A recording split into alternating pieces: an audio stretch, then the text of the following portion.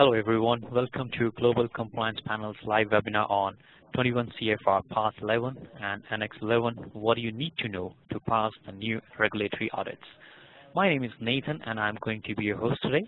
On behalf of the Global Compliance Panel team, I would like to thank you for being part of the event. Today's webinar will be presented by Mr. David Nettleton, Computer System Validations Principal. David Nettleton is an industry leader, author, and teacher for 21 CFR Part 11, Annex 11, HIPAA, Software Validation, and Computer System Validation.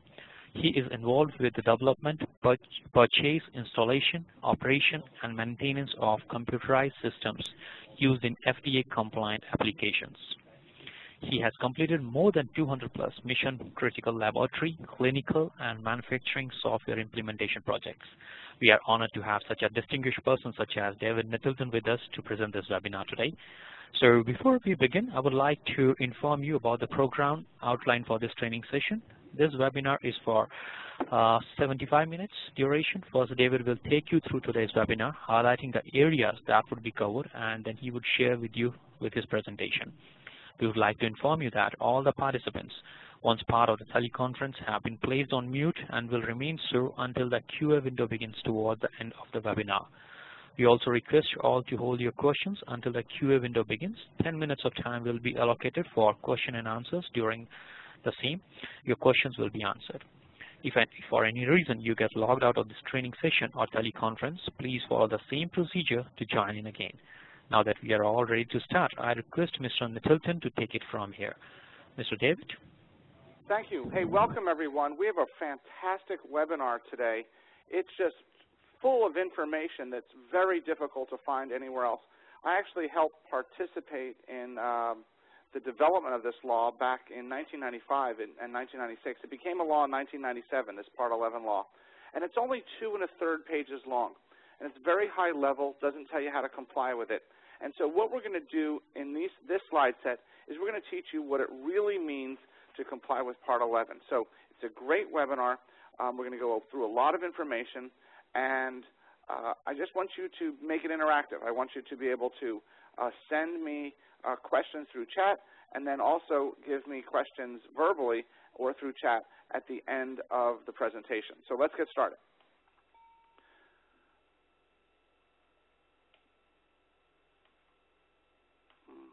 Okay, here we go. Get these to work. So what is interesting to understand about the Part 11 inspections is that there are now 2 inspections that can involve Part 11 for any regulated company. Now, you could have a normal GXP audit inspection.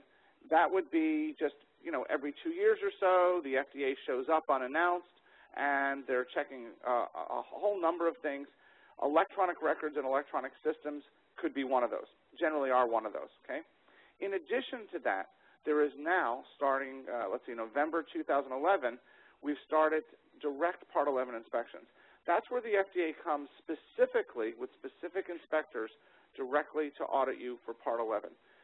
These Part 11 audits were initially scheduled to start when the law was promulgated in 1997, but really there were just a period of time when there was just very low compliance and it wasn't very favorable.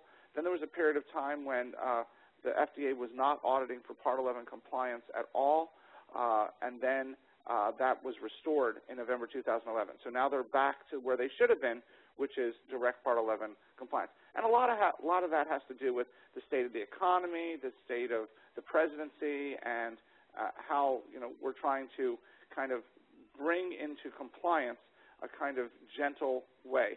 So now that we know that that time period's over, I mean, it has been 15 years, so now we're seeing that the inspections are pulling up information that's very basic. When you don't regulate, you tend to not have very good compliance. When you do regulate, compliance tends to go up, okay? So we're going to be talking about what Part 11 really means, okay? And then we're going to be talking about the European equivalent, which is Annex 11. Notice the pun there between the 11s. The Europeans just came out with a new version in June 2011, and that kind of eclipsed Part 11.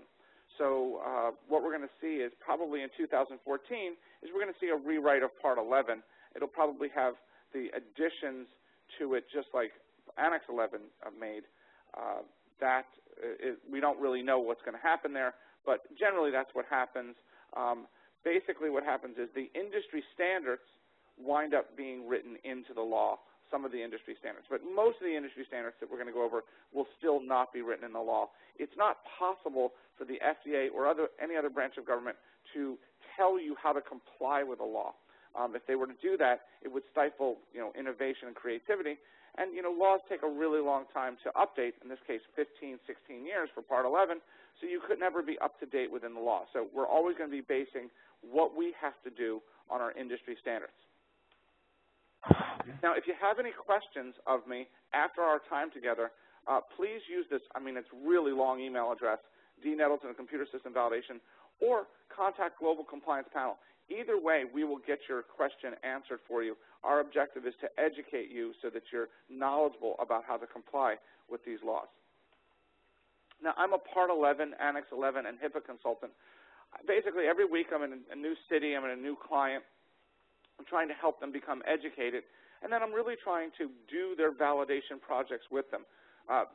Using the 10-step risk-based validation approach, we found that we've been able to cut validation times by 2/3. This has been a significant savings for companies. It's actually doing the right thing. It's validation done properly using fill-in-the-blank templates. There's another webinar all on that particular topic. But this webinar today is really all of the elements of Part 11 compliance in one place. I just finished my 234th validation project last week. I do a lot of validation projects, and that's what we're really getting you geared for. About 70% of your compliance with Part 11 is computer system validation. About 30% is SOPs and product features. We're going to be going all of those today. I've written a number of books about this topic. We're going to go over a little bit on this risk-based software validation topic, and like I said, there is a more detailed webinar on that. Basically, I'm writing books in order to help you understand this material in a very easy and natural way. It's often difficult talking to consultants. You don't know what they're thinking. They don't know your business. It can be very difficult. These books are written with Janet Goff, my co-author, in order to make the information very realistic, very understandable to normal folks. Okay, so we're going to go over the purpose of Part 11. Then we're going to go over all these product features. There's about 40 of them. Then we're going to go over a little bit about validation from that first book you just saw on the last slide. We're going to go over SOPs, Annex 11, and then open it up for our questions. We have a lot of information, so I'm going to talk kind of fast. Now, Part 11 is all about users. Users knowing that the computer system is working correctly, users knowing that the computer system is not working correctly. Only users can do that. There's lots and lots of users. It can't be IT, it can't be QA, it can't be some consultant, it can't be the vendor. It has to be the users because the users are using the software every single day. Now, we've got to make sure that data is not corrupted or lost, which means we're going to have to get IT support. IT is going to help the users. It is not the other way around. It's not the users helping IT. The company isn't based on IT. The company is based on users. Users are the people who earn money for your company. So we also have to make sure data is secure. Now, that's going to take a combination of IT and the users. A chain is only as strong as the weakest link, and users are the weakest link. There's more users than anyone else, and they tend to not pay attention to security sometimes. They kind of focus on getting their job done, but we have to focus on security as well. So they're going to work with IT to do that. Now, under Part 11, electronic signatures are not required. They're voluntary.